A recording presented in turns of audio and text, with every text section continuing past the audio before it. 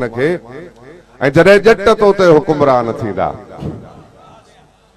जॾहिं जट तोते हुकुमरान थींदा त छो कोन नस्लनि जा नुक़सान थींदा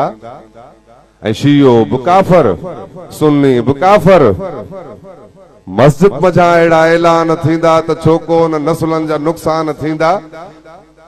सत्यानास क़ौमुनि जो थींदो आहे तॾहिं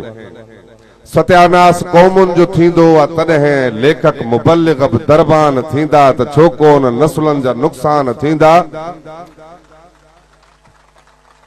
जॾहिं मान मुनसिफ़ न कुर्सीअ जो रखंदा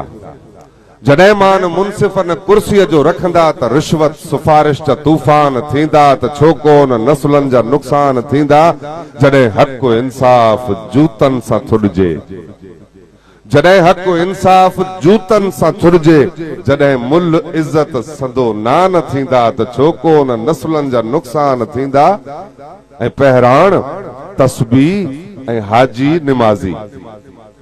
पहिराण तस्बीह ऐं हाजी निमाज़ी दाढ़ी हुजे पोइ मुस्लमान थींदा त छो कोन नस्लनि जा नुक़सान थींदा ऐं सॼो ॾींहुं घर में जे भञंदे खटोला सॼो ॾींहुं घर में जे भञंदे खटोला रुगो ॾींहं जा ख़्वाब महिमान थींदा त छो कोन नस्लनि जा नुक़सान थींदा जॾहिं अणपढ़ियो आहे उस्ताद बणबो जॾहिं अणपढ़ियो आहे उस्ताद बणबो पढ़ियल पेट ख़ातिर परेशान थींदा त छो कोन नस्लनि जा नुक़सान थींदा ऐं धरती लुटण लाइ विढ़नि चोर चूंडूं धरती लुटण लाइ विढ़नि चोर चूंडूं वरी वोट ॾींदड़ बि नादान थींदा त छो कोन नस्लनि जा नुक़सान थींदा खुशामद जी पुछड़ी बीमारी में फाथल बचा कीअं तुंहिंजा फने खान थींदा त छो कोन नस्लनि जा नुक़सान थींदा मतां धी पढ़ाई जो गैरत न रहंदई कमज़ोर एॾा जे ईमान थींदा त छो कोन नस्लनि जा नुक़सान थींदा